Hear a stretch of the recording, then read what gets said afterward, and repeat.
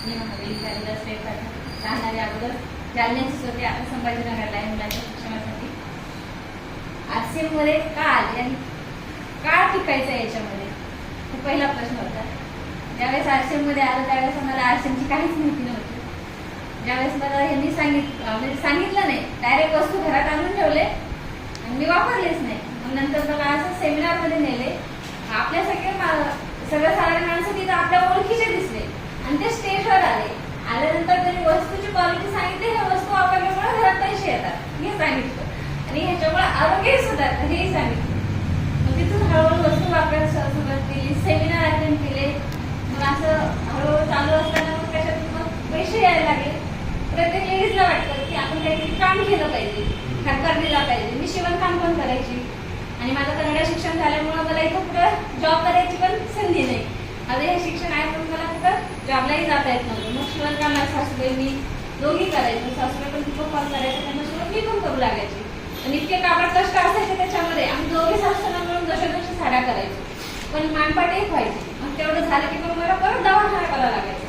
त्याच्यामुळे मग ते काम हळूहळू बंदच केलं.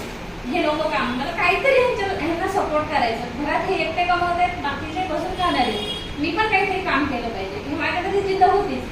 मग सगळं हे सेमिनार मीटिंग अटेंड करत मग बरेच वर्ष असे गेले. किसोल हा ब्रँड आला याच्यामध्ये. सरांनी मला त्याच्यामध्ये एंट्री घ्यायला लावली, त्याच्यामध्ये ट्रेनिंग घेतले. ट्रेनिंग घेतल्यानंतर प्रत्येक प्रॉडक्टची माहिती मिळाली. मग महिलांच्या समस्येवर, कुटुंबाला मदत आणि 4 पैसे घरातही येतात हे लक्षात आलं. मग ते काम करायला सुरुवात केली. लेडीजमध्ये जायला लागले, सांगायला लागले. त्यांच्या घरातले आरोग्य चांगले व्हायला लागले आणि त्यांच्या घरातही ते 4 पैसे यायला लागले. म्हणजे लोकांचं कल्याण करून आपल्या घरात जर 4 पैसे येत असतील आणि त्यांच्याही कुटुंबाला आधार होत असेल, घर सांभाळून सासू सांभाळून हे काम करता येत असेल, हे काम करायला काय हरकत आहे. असं हे करून मग मी काम सुरुवात केली. किशोरमध्ये टीम ब्लेझर पण मिळालं मला आणि पुढे उड्डाण करते. आता ह्या सगळ्या लेडीज पण त्याच्यामध्ये आहेत आणि प्रत्येक महिलेने संसाराला हातभार लागावा आणि आपलं कुठेतरी नाव व्हावं. फक्त आपलं नवऱ्यासोबत नाव लागलं गेलं पाहिजे किंवा ह्या मुलाची आई आहे, यांची बायको आहे, यांची मुलगी आहे, अशी ओळख प्रत्येक ठिकाणी दाखवली जाते.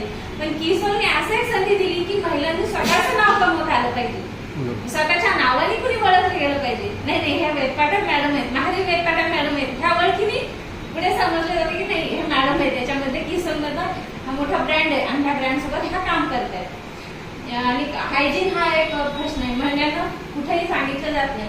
याच्यामध्ये हायजीनचं पण प्रोडक्टची माहिती मिळते आणि ते महिलांना चांगलं समजावू शकते.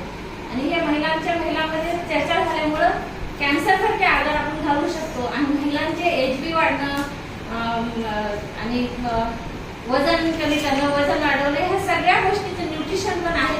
न्यूट्रिशनची माहिती घेता येतं, किशोरची माहिती घेता येते, हायजीन बद्दलही सांगता येतं. प्रत्येक गोष्टीची संधी येतं. फक्त एकच आहे, गुरुकुल हे ऐकलं आणि तिथं गुरुकुलमध्ये जे सांगितलं जातं ते जर आपण सातत्याने काम करत गेलो तर ह्याच्यामध्ये आपण 100% येऊ शकतो. करणं आपल्या हातात आहे, निर्णय आपल्या हातात आहे. आपण जर निर्णय घेऊन चालायला लागलो तर हे मार्ग आपण 100% कमवू शकतो. पण निर्णय आपण घेऊन आपण चाललो तरच होतं, एवढं मात्र खरं. आता ताईने तसं सांगितलं, डोक्यात डास व्हायचंय का राजवंश व्हायचं हे आपला निर्णय आहे आणि आपल्या लेकराचं भविष्य.